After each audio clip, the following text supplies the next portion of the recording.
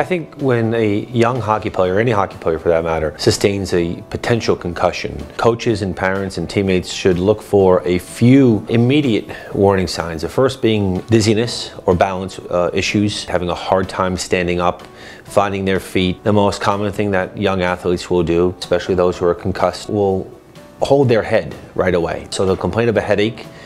In hockey, it's not that uncommon to have a difficulty focusing on bright light. Hockey's a sport where the lights above are quite bright and the ice below the surface is white and quite bright. Headache, dizziness, balance, and light sensitivity are probably the most immediate signs and symptoms that an athlete has a suspected concussion. I think immediately there are some signs that are present, but it doesn't have to be immediate for certain symptoms. It could be delayed.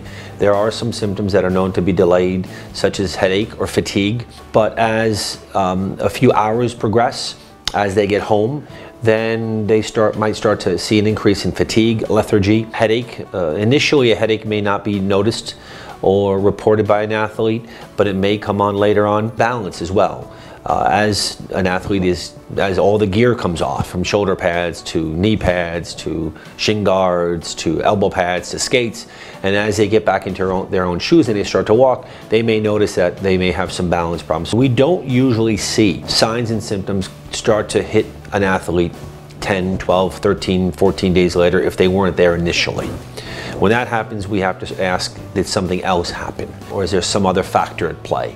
But 24, 48 hours later, it's not uncommon for symptoms to present themselves. When you're watching a game and you think that a young athlete has sustained a concussion, the most important thing to do is recognize that and remove them from the game. We have a very simple saying, when in doubt, sit them out. And it's better to err on the side of caution than to risk the potential long-term effects of another injury.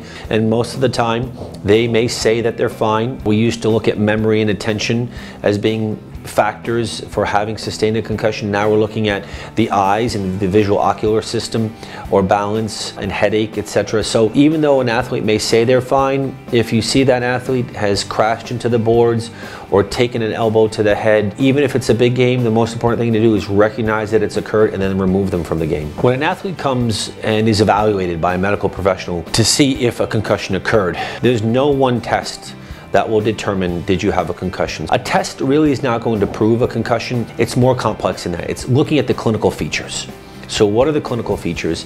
Then you kind of have to assess the entire individual's presentation.